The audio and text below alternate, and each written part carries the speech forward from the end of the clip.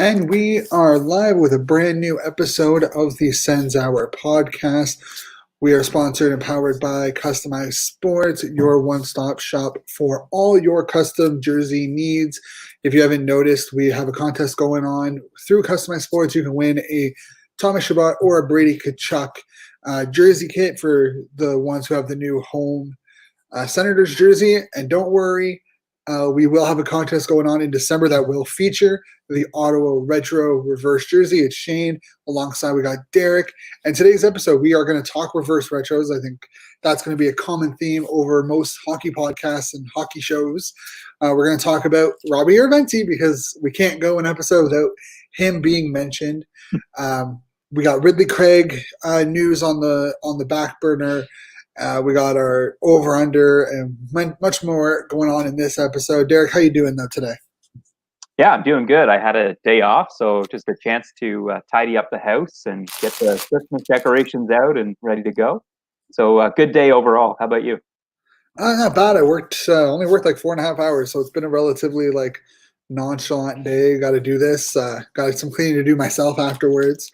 But let's jump right into it. We have the reverse retro jerseys out and published.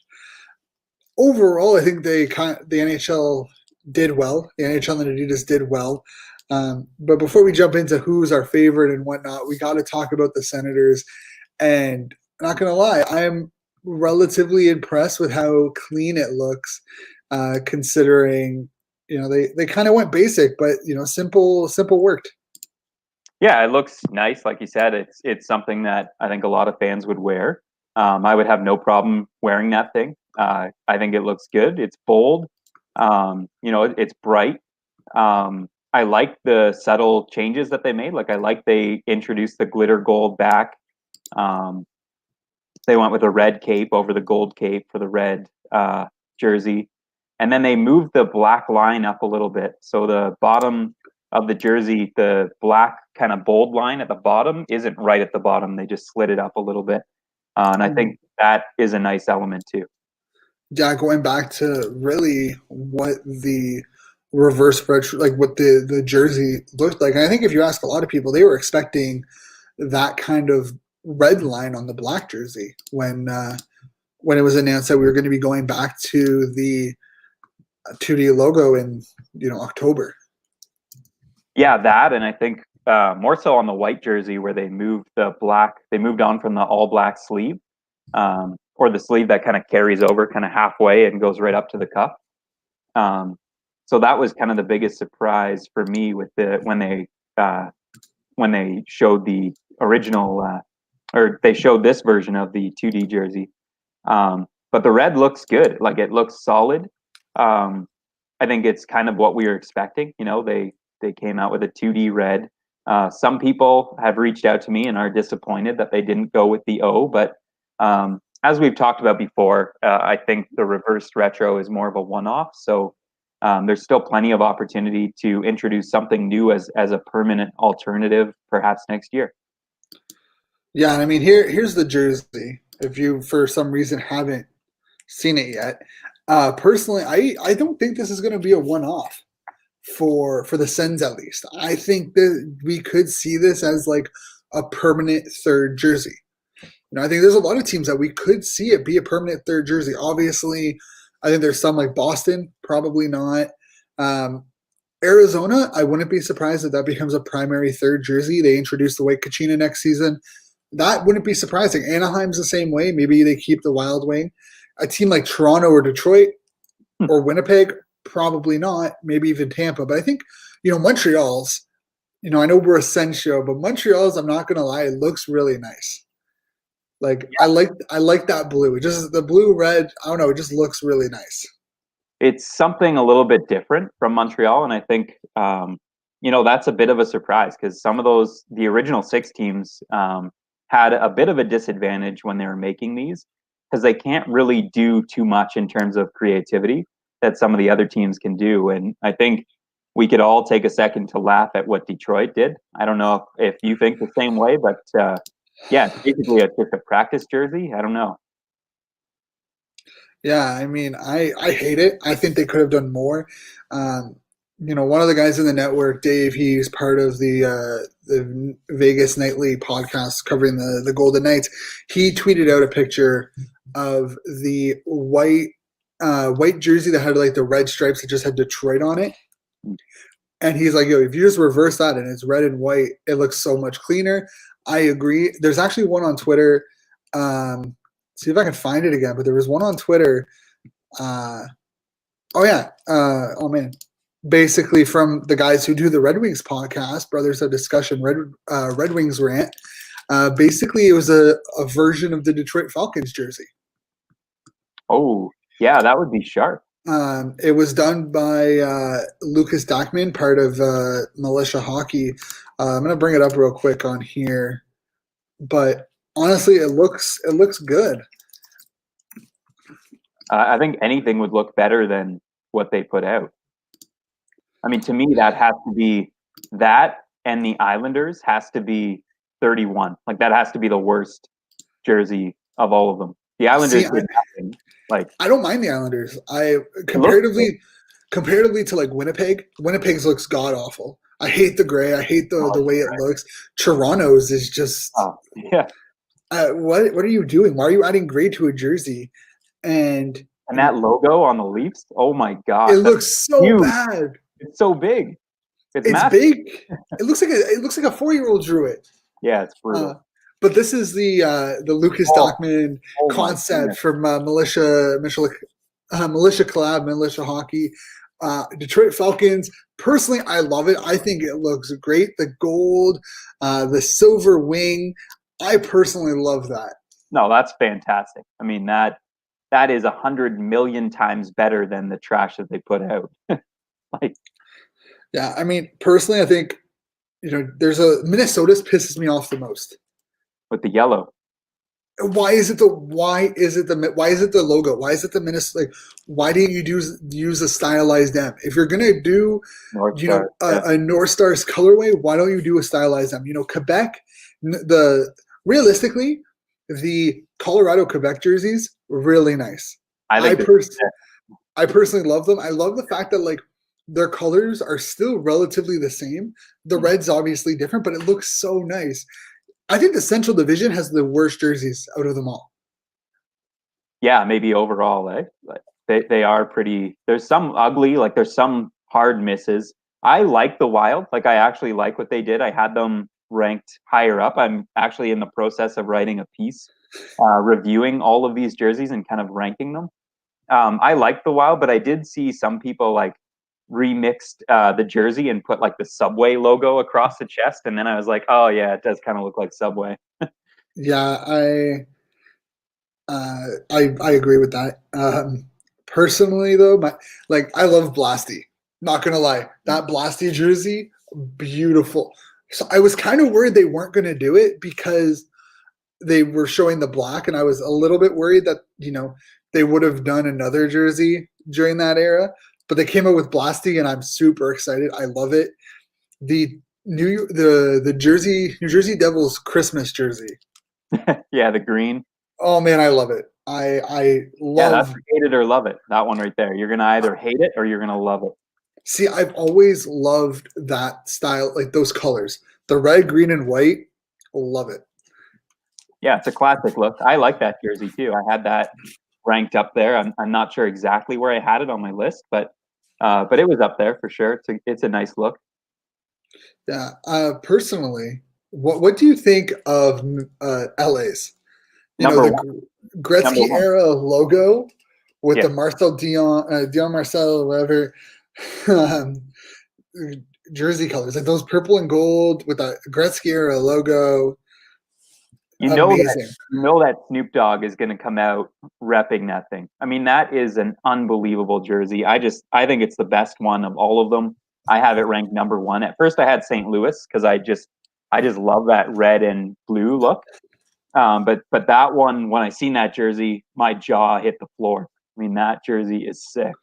100%. I think so. For me, my worst 5 are Detroit, Toronto, Nashville, Winnipeg, and honestly, the 5th one was kind of a toss-up, but I have to say Vegas. I really don't like Vegas's jersey. I understand what they were trying to do.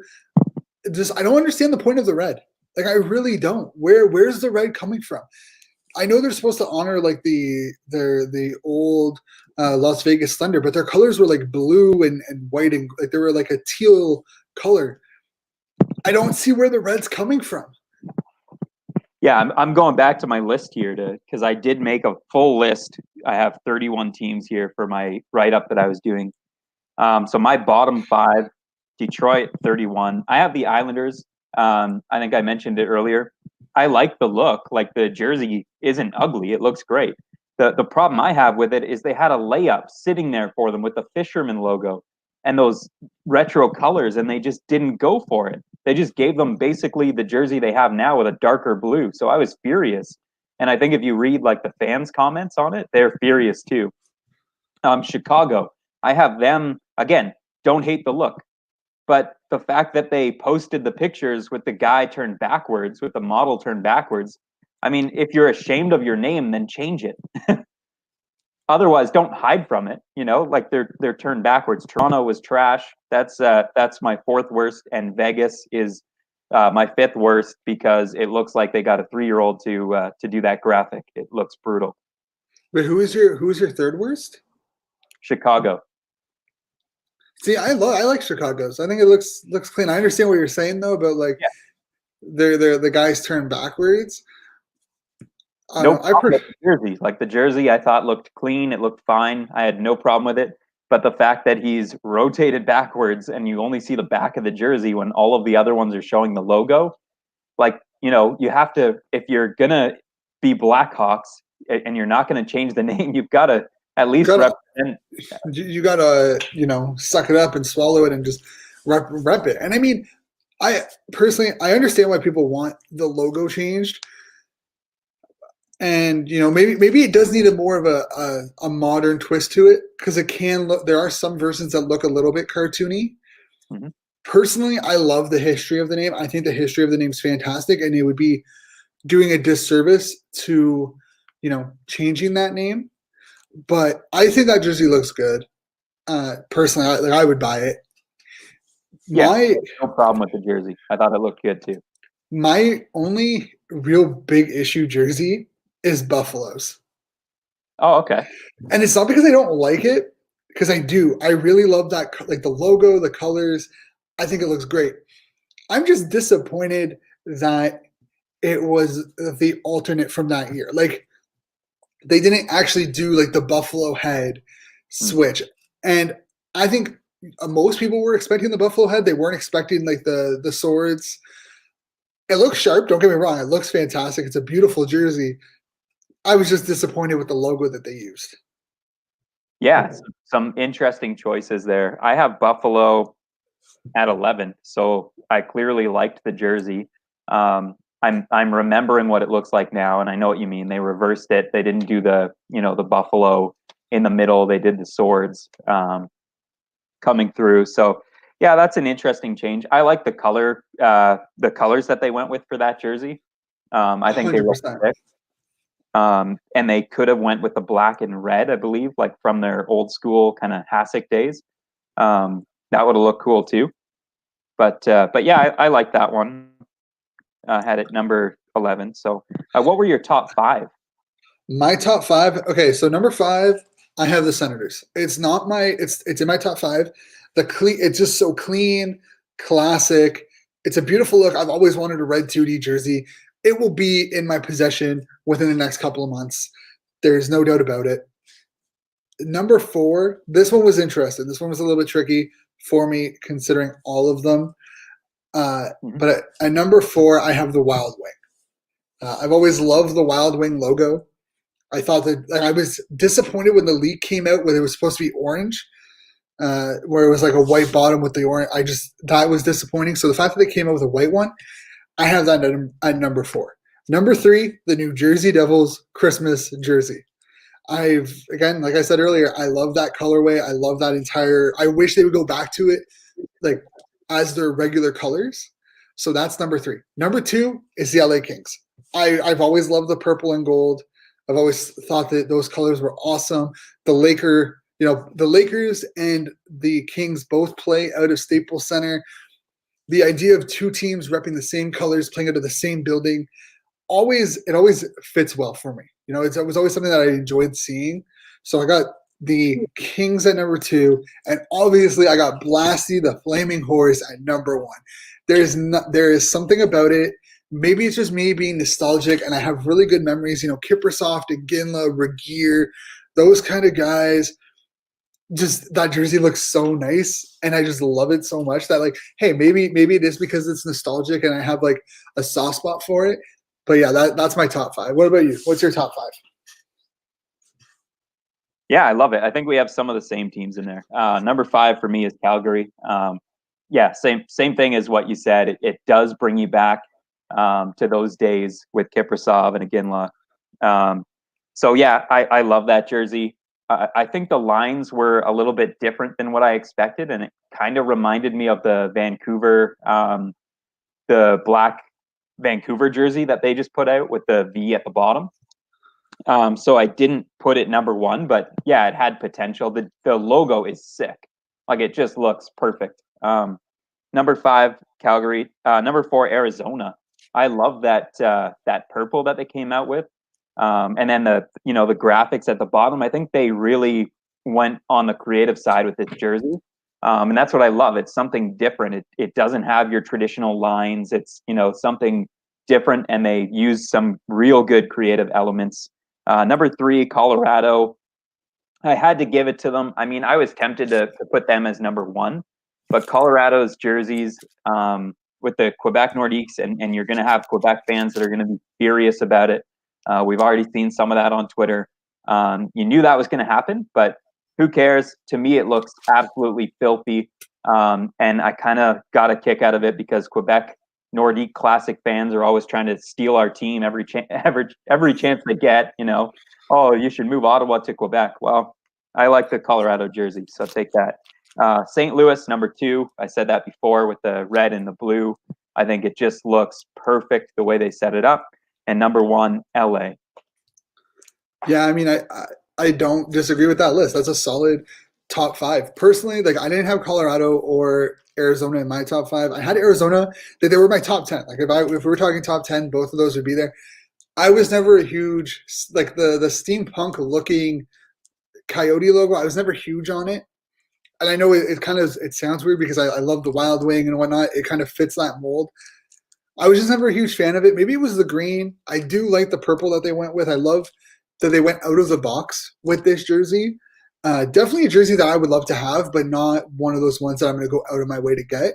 I think they're going to look really sick on ice, and maybe that's when I'll be like, okay, this jersey is fantastic. Colorado, I think I love it. I think it's great. I mentioned it earlier, but personally, it's just like, it wasn't I think maybe it's the fact that I got my hopes up and it wasn't what I was expecting, so I'm a little bit disappointed with it. But I wish there was more, like baby or powder blue. Like, I wish there was more of it in the jersey. I like the white and burgundy kind of colorway they're going with. I just wish there was a little bit more blue in it, just to give it that little bit of kick. But that's also a great top 5, and I think most people, those were the jerseys that did really well. I also want to shout out Washington because I think their jersey was sick. They're just outside my top 5, and I absolutely love that jersey. I think it's one of the best Capitals jerseys that I've seen, and I would love to see Ovechkin wearing that thing. Oh man, the Screaming Eagle looks amazing. Columbus also deserves an honorable mention because I've always liked that old school logo that they've had, and I'm glad they brought that back. The one team that I'm really interested though is Dallas. They have that all white jersey, kind of blending into the ice, and there was reports that they could go onto an all white look, and all white looks aren't that great. I think the last team to do all white was Detroit in the outdoor game, and people were pissed because they blended in with the ice. I hope they don't do an all white look, and if they don't, I think it'll look good. If they do, it ruins the entire jersey. It's funny because Columbus that you mentioned was 7th on my list, like right behind Washington, and Dallas is 27th on my list for that reason. I think the white on white, like and the white outline on the logo. I don't know if you looked at it closely, but it just looked awful. Like it doesn't flow well at all. And the logo looks like it's ironed on. Like it just looks brutal. Yeah, I don't know what they were thinking. So much potential with that star jersey to make it look like, Mike Modano days, but it just fell off. Yeah, I mean, another team that deserves one of like a team that is Hartford or Carolina. Right. They came up with the Hartford, which isn't surprising considering that they don't have much else to really pull from. And I think a lot of people were expecting like a blue or a white version, and they just threw in a gray. And I think it looks sick. I like the gray, blue, and gray, green, and blue. Great combination. The gray is the nice shade of gray. It's different. We haven't seen like a really gray jersey in the NHL. Maybe outside of Vegas, like outside of that, like yeah, you have now San Jose's, but personally, I hate San Jose's jersey. I'm not a huge fan of that one. I've never been a fan of that style of jersey to begin with, so it's not. I'm kind of disappointed in that. But I think Carolina has done a lot to kind of respect their roots. They understand that they came from Hartford and they're going to show respect to it.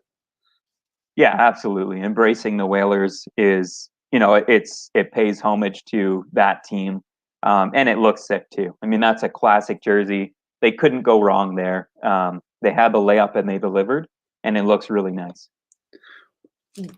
One more before we move on, because I mean we could talk about these all day, but where do you see?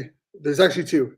The Lady Liberty, because a lot of people hate the blue out where they're like the color is the same, like it's all blue, and the Pittsburgh script. Personally, I love both. I think they both look cool. I understand people's frustration on the collar. I think Pittsburgh script looks amazing.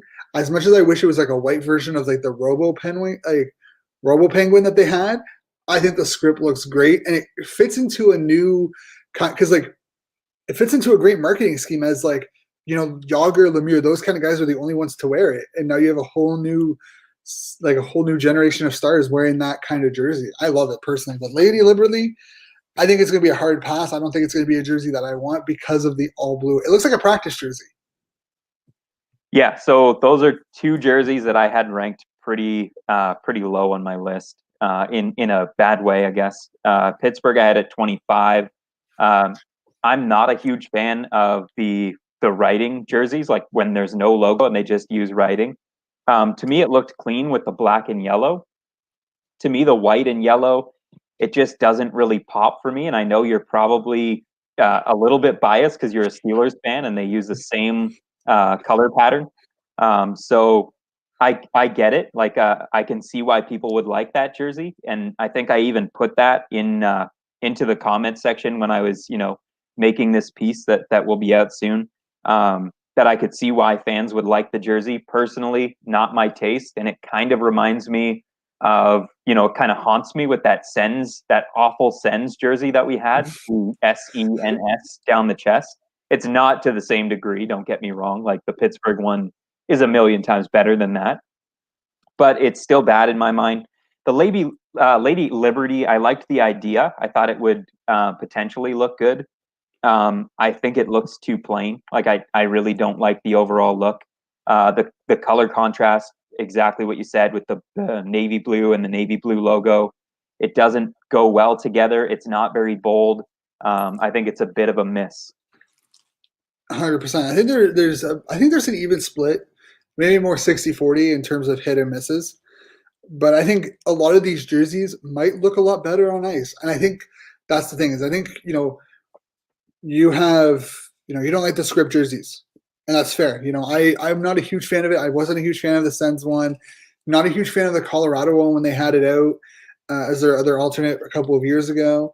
But I think maybe it's just the nostalgia thing of it is that they've had it before. It was one of their fans loved it, and it looks clean. And again, if it's a one-time jersey, I think it does wonders. Comparatively to their last couple of alternative jerseys Pittsburgh has released, this is a huge step up in my opinion. I'll say that overall, I loved these jerseys. I think most of the teams hit it out of the park. I had Ottawa at 21 overall on my list, and I love the jersey. So just goes to show how many of the jerseys I actually love. Like, a fair chunk of those jerseys are nice, clean looks, and I have no problem with them. I think they'll be great for one season, and some of them I want to see permanently. 100%. I think, and I mean, it depends on how fans react to it, right? But I think, the LA one we're probably going to see permanently if they don't decide to go to that colorway permanently. We're probably going to see the Arizona one permanently. Maybe the Senators one. New Jersey, hopefully we're going to see permanent. I think there's like 10 to 15 teams, but half the league could end up having these jerseys as a permanent alternate. Yeah, I think it'll basically be determined by sales. I mean, if you're selling, Calgary is another one that should keep that jersey, because they're going to sell like hotcakes. Some of these people are going to eat them up. I don't know from an Ottawa perspective, because they just released 2 other new jerseys, how much the red is going to sell really. But definitely some of these other teams, they have to keep some of those jerseys around, because they did a great job. See, I think for Ottawa, it's not going to be a matter of how much it sells, as is it selling comparatively to the black and the red, or the black and the white? Because if it's selling, because realistically, most alternates don't sell more than the traditional home jersey. Yeah. So you can't really compare it to the home jersey, but the away jerseys don't really sell overly much. I've seen a huge influx in Sens jerseys, like away Sens jerseys. If they're selling more than the away, you keep it at least for another year. I think you're going to see a lot of these jerseys stay for 1-2 years before you really have a decision on if these are going to be around especially with a shortened year. Like, considering everything considered, I wouldn't be surprised if these are jerseys that teams are wearing in the 21-22 season as well. Yeah, absolutely. Exactly what you said. If it's selling kind of similar to the away jersey, then you can keep it around. And I think it has potential too. It's a bold look. It looks clean. Like, it's a great look. I have no problem with the jersey. Yeah, it's going to be interesting.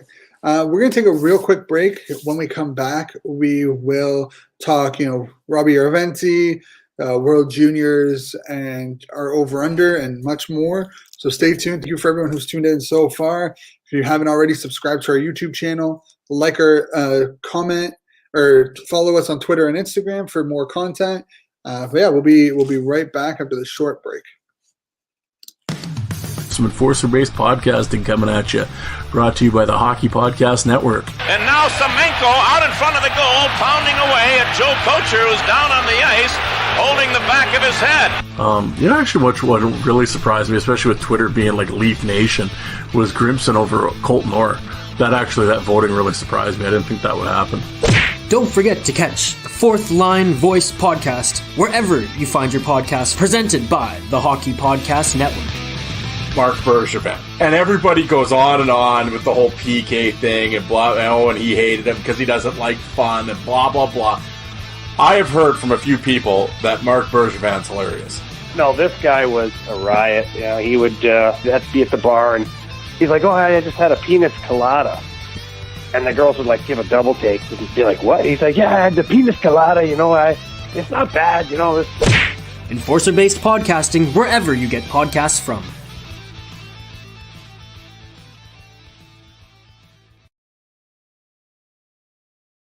All right, we are back. Remember, we are also sponsored by Customized Sports, your one-stop shop for all your custom jersey needs. They got NHL, NFL, NBA, and much more, so definitely head on over to Customized Sports on eBay and CustomizedSports.com. We also have that contest going on, sponsored by Customized Sports. Win a Brady Tkachuk or a Thomas Chabot jersey kit. So before the break, we spent the good first half hour talking about the retro reverse jerseys, which is fair because they are kind of the more big thing going on in the hockey community, outside of the fact that there's still talks of being ready for January 1st and all that fun stuff. But before we dive into Robbie Arventi, we do have to mention the ECHL has announced that the whole North Division has opted out of a 2021 season, which includes Ottawa's ECHL team, the Brampton Beast. The reason why this is important is Kevin Mandolozzi. He signed a contract. You look at our goaltending situation. We have Decord and Gustafsson in the system. Where does Mandalozzi fit? Not really sure. But here's Gustafsson's over in Sweden right now. Is there a possibility that we just allow him to stay in Sweden for the remainder of the year, and we run Mandalozzi and Decord in Belleville if there is an AHL season? Wow, that's an interesting proposal, Shane. I think that's well thought out.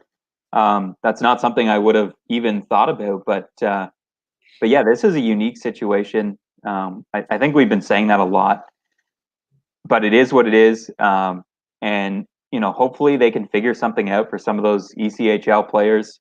There is no ECHL season, so that will have an impact on Kevin Mandalozzi, and hopefully, they could figure something out for him where he can still not miss a year in his development and play somewhere. That's an interesting proposal. I think Gustafsson is also doing very well out there, so it wouldn't be the worst thing keeping him there, getting all the games that he can get. Because of course, if he comes to Belleville, he'll probably slot in behind Decord. So not a bad proposal there. Yeah, I mean, he's 20. Gustafsson's 22. According to Elite Prospects, he is sitting at 14 games played with a save percentage of .925 and a goals against average of .220 and an 8-5 record in the second division hockey league in Sweden. Hockey Allsvenskan is the division. So he's putting up good numbers. The team in front of him isn't the greatest from what I've seen. But that's great numbers for a 22-year-old in Sweden. I don't think it's a bad idea to keep him over there and just allow Decord and Mandalozzi to run the Belleville team for now. Yeah, the thing with Gustafsson is that he was putting up similar numbers when the Senators traded for him in that very same league. So it kind of shows you that his development has been a little bit flatlined. And that's why, players like Decord has passed him in the depth. But he is 22 years old and he's a goaltender. I mean, some goaltenders don't make the NHL until they're 27. So he's got lots of time to develop. It's not the worst thing in the world. And I think it's a good idea. And I mean, I think we also need to remember when he came over to, this would be what, his fourth year over Europe? This would be his fourth year in Europe or in North America. He played a little bit in the 2017-18 season, and then the 2018-19 and 20. So he would be entering his fourth season in North America as a 22-year-old goaltender. He's coming fresh over from Sweden. It's not like he played in the CHL and then went back over because Pittsburgh wanted him to be over in Sweden. He has to get used to all kind of American ice. And he reminds me a lot of Hogberg. Hogberg didn't get his start till 25. Similar situation where he didn't play in North America up until he came over after being drafted from Ottawa. I think we have to be a little bit more patient. European goaltenders take a little bit longer. Pretty sure Lundqvist didn't come over till he was 25, 26. Yeah, and Craig Anderson really didn't start taking over as a number one goalie until he was 27, 28. So goalies take time to develop. You've just got to let it happen. We have so many goalies in the system too that I don't think it's such a big deal if he plays out there for a full season. 100%. With that being said, we're going to move over to the prospect we cannot stop talking about, and this is a guy that we didn't even know most people didn't even know who he was when he was drafted, and that is Robbie Järventie.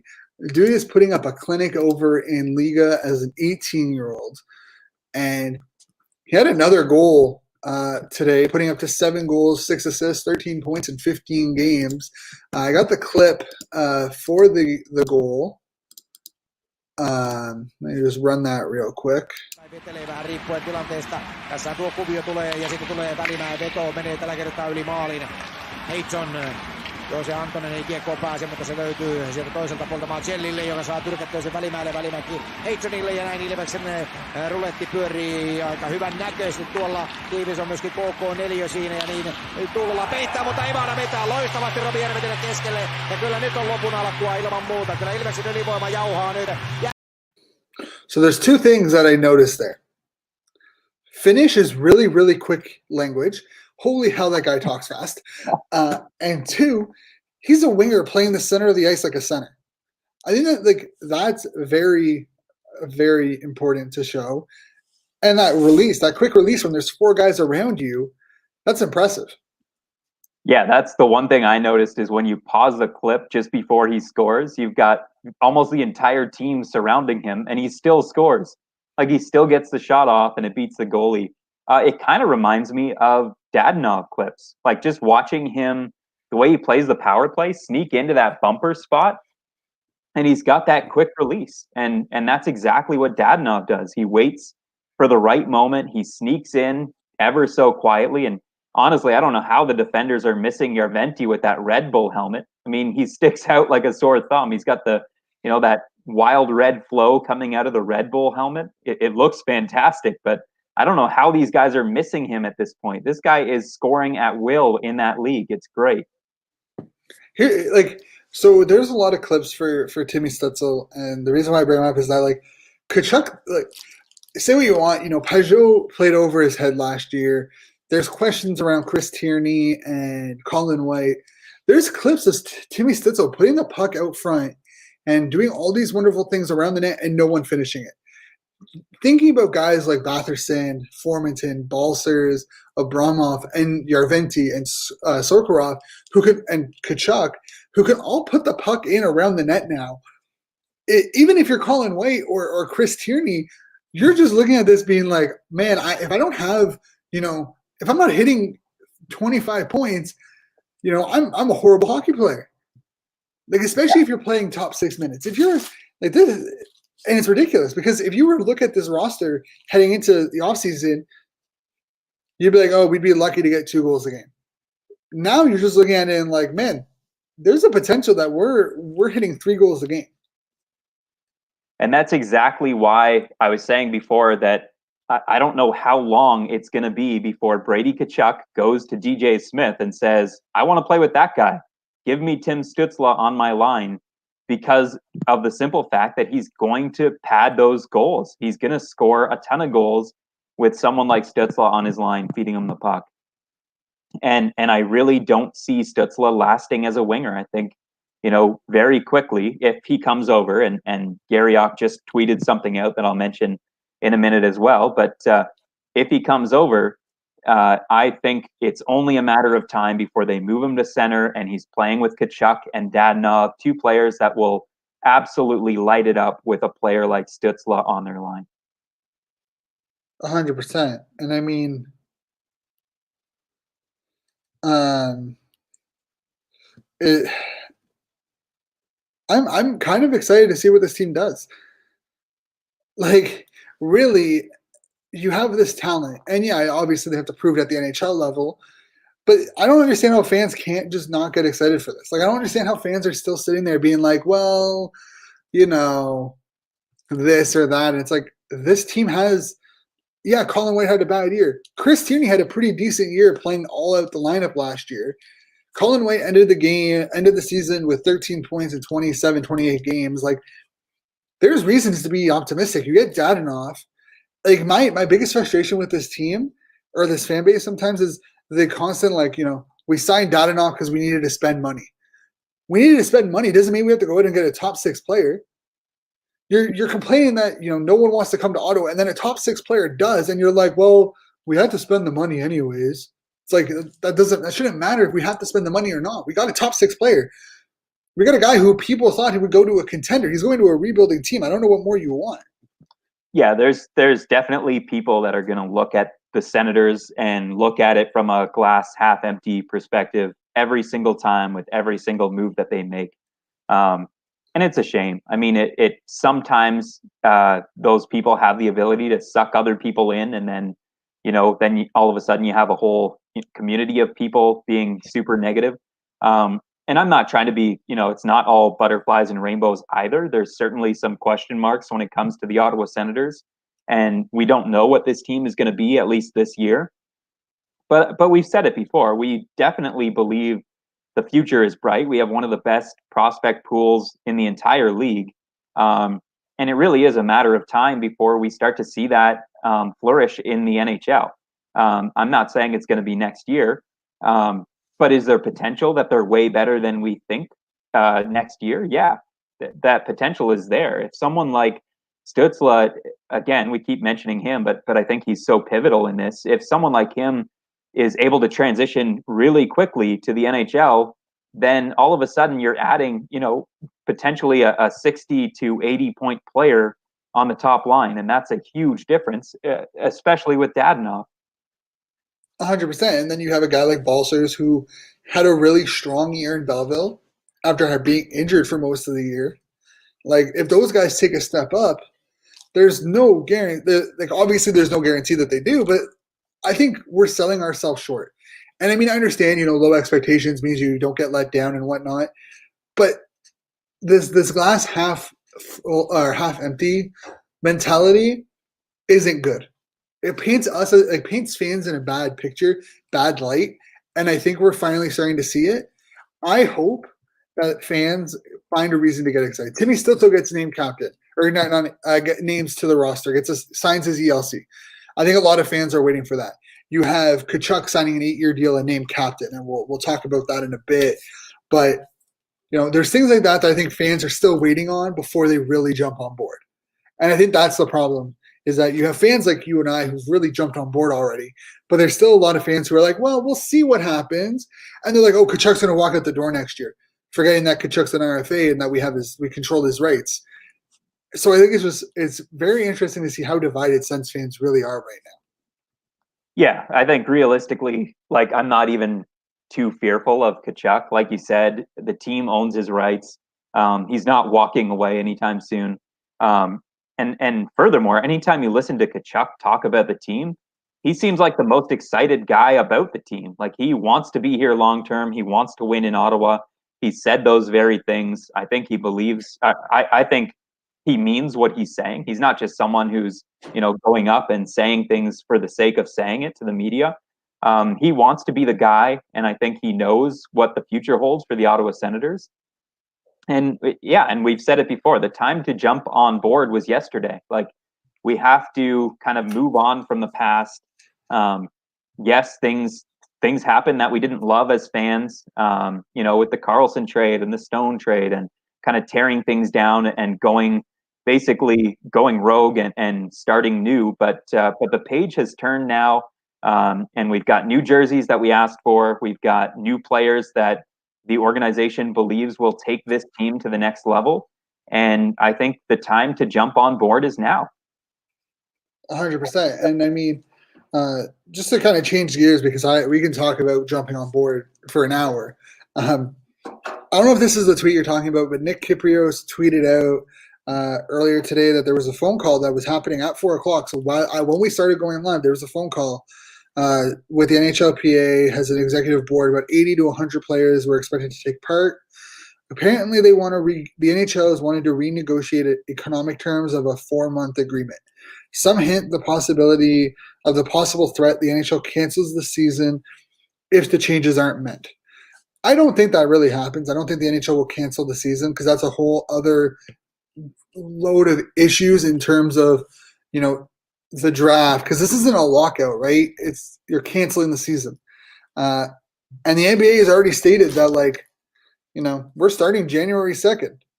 You have the NFL that's going pretty strong. You have MLB that's expected to start training camp on time. I don't see how the CFL or the NHL can really afford to not play this year, but it's just one of those interesting things that, there's a lot of unknowns at this time that could affect everything. Yeah, it's not. There's nothing in stone at this time. I don't see them canceling the season. I think they find a way to work it out. There is some bad news about BC banning non-essential travel. So again, there's going to be hurdles that the NHL is going to have to get over, and it's not going to be easy. The tweet I was kind of referring to was to do with Tim Stützle. Garriock basically just saying that just because he's named to Team Germany and as their captain, most likely, it would be more likely that he ends up in camp with the Ottawa Senators as opposed to going to the World Juniors, which is something that I think we've discussed on here a few times probably. But, you know, it still potentially could be that Ottawa decides to lend him to the World Juniors, to Team Germany. I just think with the timeline of the injury and the camp opening very early in December for the World Juniors, I see it more likely that he ends up in Ottawa if the contract gets done, and apparently the contract talks to bring him to Ottawa are underway. So hopefully very soon we have an answer on that. Hopefully. And I mean, and this is my thing of being like glass half empty, because I think we all do it as fans. For me, it's just if it gets done, when it gets done, it gets done. I'm not going to worry about it. I can't, as a fan, you can't control it. No. You know, I trust that Dorion and Mannheim have been in constant contact. It sounds like both Stützle and Dorion want him in Ottawa. If it gets done, it gets done. If not, it doesn't, and there's no harm. It's no harm, no foul kind of thing. With that being said, you know, we've had a lot to talk about. You know, we're going to get into our over-under because we have about 10 to 12 minutes left.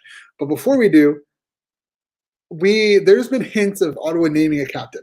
DJ Smith has gone on record saying that they're in no rush at the end of the year. That he's like, oh, there's no rush. We want to make sure that whoever we name captain is ready for the responsibilities of a captain. And then you have the new jerseys. And then you have the Adidas leak of Brady Tkachuk jersey with the C. People are saying, oh, you know, it's just a mishap. I don't think anything of it.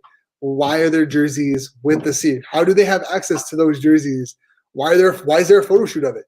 There's no way that's a Photoshop thing. I don't believe it. And then you have the release of these new retro reverse jerseys, and they have the C on them in the promo shoots.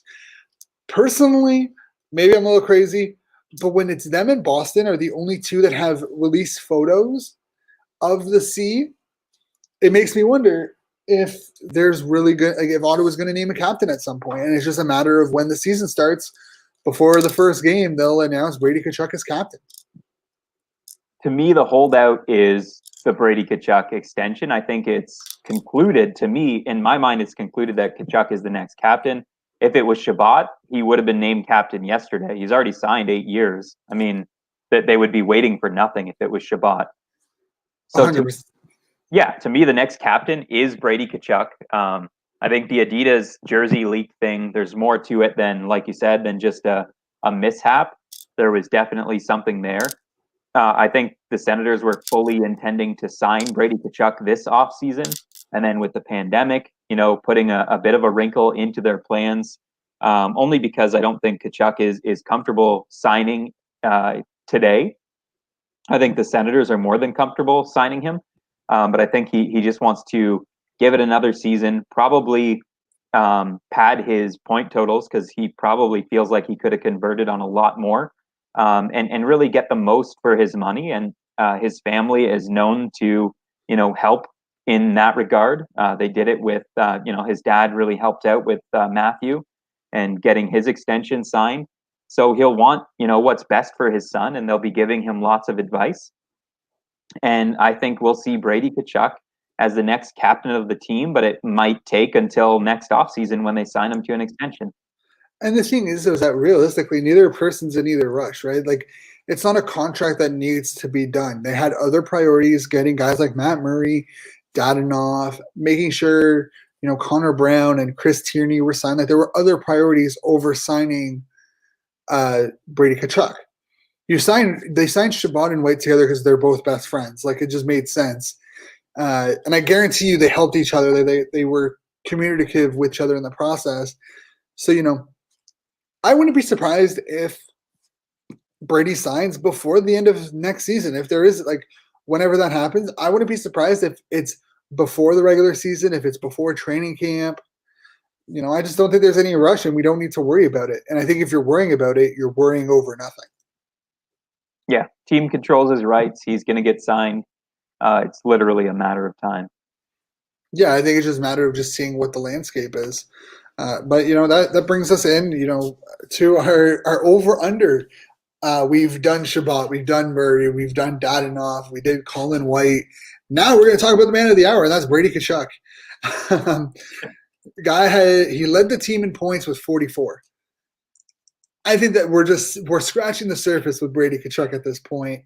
Back-to-back 40-point seasons with a consistent center, either Colin White, Chris Tierney, playing with Dadonov on his wing. I would not be surprised if he is sitting comfortably in the mid-60s, depending on how long the season is.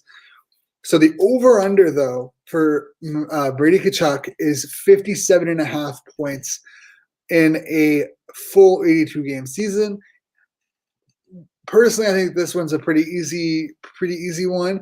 But Derek, what are you taking on this over/under 57.5 points for Brady Tkachuk? Yeah, this is like the Brady Tkachuk episode. It seems like we've been talking about him the whole time, but I'm going over exactly what you said. He's playing with way better players. In his rookie season, he played with Mark Stone and put up, I believe, was it more points than he put up last year? I think so. I think it was either close. It was close to 50, I believe, right? I think it was 48 or something like that, 46. Yeah. I think they were about even.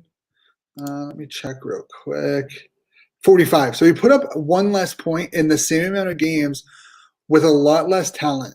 So you put him on a line with a lot more talent. And if he's healthy, I mean, he played all 71 games, but you put him on a line with Stutzel or even with I would be confident giving him at least 61 points in a full 82-game season. I think his high danger chances are off the charts. He's always around the net. He's an absolute pest. But when you're playing with much better players, and that's going to be the case for Brady Tkachuk, he's going to put up way more points. He already has 2 20-goal seasons. Yeah. Wow. Playing majority with, maybe below average top 6 players. As much as I think Mark Stone helped, I don't think I wonder how many points Mark Stone had with his time in Ottawa before being traded that year. Yeah. He had 22 points, or he had 62 points. He had 22 penalty minutes. He had 62 points that season in 59 games with Ottawa. And then he had 11 points in 18 games with Vegas. So yeah, he played well with Stone, but it proved that Stone wasn't that big of a deal. He had one less point without him. Yeah, Brady Tkachuk, even I remember after Mark Stone got traded, we were all expecting a huge decline in Brady Tkachuk, and it never happened. He actually took off as kind of being the guy after Stone left. I remember the back half of that season is when Brady Tkachuk started really becoming Brady Tkachuk, and we were like, wow, we've really got a player. If I remember correctly, he had 10 points or something like that, after he left. I'm going to see if I can find it. When was the trade deadline in that year? Was it it was January or February 26th, wasn't it? Or something like that? Yeah, the end of February. Yeah. Yeah. I don't want playoffs. I'm going to see if I can pull this up real quick and just see if I can. Because I'm pretty sure he also had 10 points in the remaining half of the season. So let's do there. Yeah, February 26th. He had 14 points from the let's see. The 26th. He had 14 points in 20 games after the Stone trade. Duclair had 14 and 20. You know what's surprising? Brian Gibbons had 14 points. He had the same, like, Brian fucking Gibbons Yeah. had 14 points in 20 games. He had six goals and 8 assists. What the hell? Magnus Payarvi had 10 points in 20 games, in the last 20 games. Colin White had 9 points in the last 15. No, I Like, remember people wanted Gibbons re-signed because of that. Like, people were all about it. I love Gibbons. I was hoping he would resign. But yeah, he had freaking 14 out of his. So he had basically hit 30-some points, 31 points heading into that trade, and then had the 14 over the last final. So realistically, how much was Mark Stone helpful? Like, was Mark Stone really helpful to Brady Tkachuk in that point? I don't They look know. at- I mean, I love Mark Stone, so I'm not going to talk bad about Mark Stone. I think he had an impact, certainly on Colin White, because we did see his production dip quite a bit away from Mark Stone. You could blame it on injury too, but I mean, he had 9 points in 15 games. Like, so in 5 less games, he has 6 less points, or 5 less points than Brady Tkachuk. I think that's a pretty significant, like, or a pretty impressive number, right? Like, you're on par with everyone else. oh yeah, Colin White had an outstanding rookie season. It was just, last year was the dip. Due to injury. Yeah.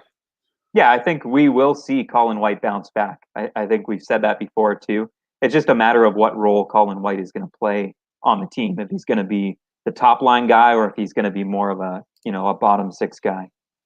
100%. I just think that, like, some fans over exaggerate or put too much emphasis on the Mark Stone effect, when clearly, between the two players who were supposedly affected the most in 35 games, they had like 23 points combined after Mark Stone left.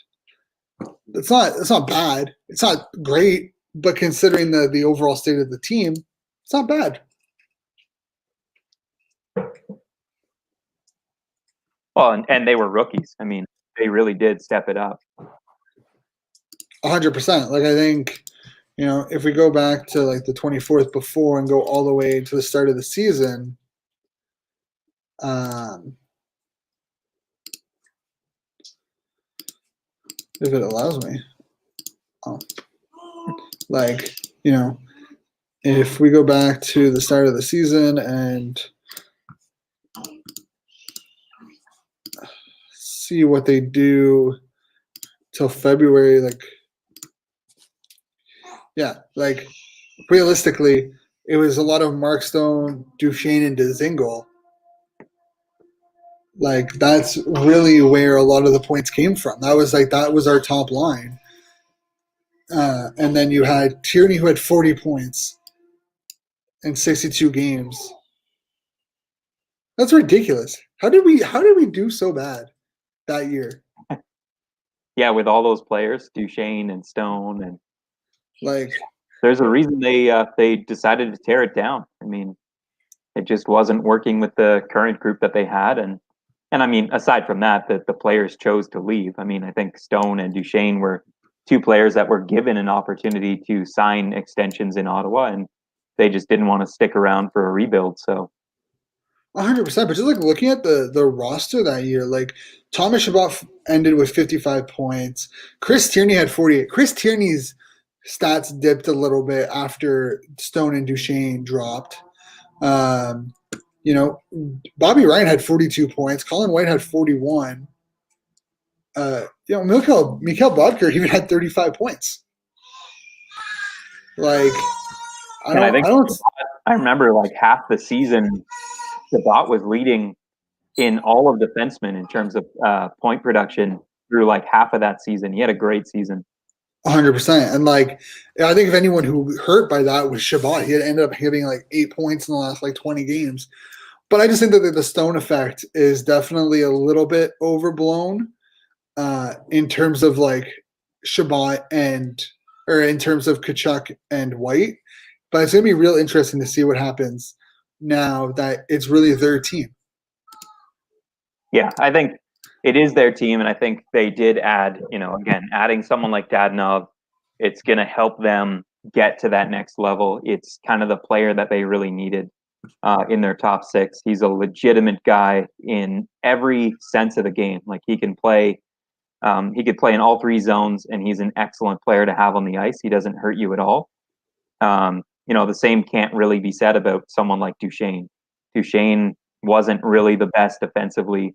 Dzingel was more of a flash in the pan kind of. We got a lot for him, and he had a lot of speed. But outside of that, I think he looked good based on some of the players that he was playing with. Oh, if you want to talk about a player benefiting the most of playing with a star player, it's Dzingel benefiting playing with Duchesne. That's really the only that's a player who benefited from playing with a star player. Yeah, that's a better example because we really have seen Tkachuk basically thrive on his own. 100%, and I think it's going to be interesting. But I think last year, especially with White, there was a kind of little there was an impasse of this is your team, but there's still Peugeot and Tierney. I think he's going into this camp as the number one center. I think last year there was a little bit of hesitation with DJ Smith of making him the official number one center with the way Peugeot and Tierney were playing. I wouldn't be surprised if this year he goes into it as the real the true number one center. He stays healthy and he takes it, and we see a resurgence in Colin White. Yeah, hopefully that's the Colin White we're going to see, and hopefully he does take that spot in camp. I have him penciled in number one center on my kind of pre-season lines.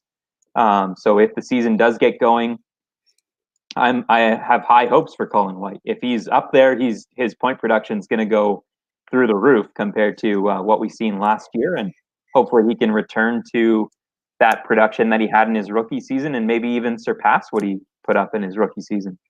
Hopefully. I mean, it's all we can really do at this point is just hope that these moves have made a positive impact. And there's plenty of players with question marks heading into the season. But, it's going to be interesting. This will be all for today's episode. You'll be able to catch us live on Saturday at 4:30 back here on Twitter and YouTube. We got a special guest, and I'm super excited this. And this all Derek. He lined this one up, so it's going to be real interesting. You'll want to stay tuned for it. We'll announce who it is on Friday. But thank you guys for tuning in. Remember to subscribe to YouTube. If you're listening on as a podcast, remember to subscribe, comment, share. Let us know what you like, what you don't like. Let us know what you want us to talk about too. We do accept questions, do mailbag episodes and whatnot.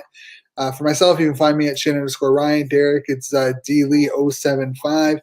You can catch his articles, Send Shot and New Era Sends, as well as his voice here.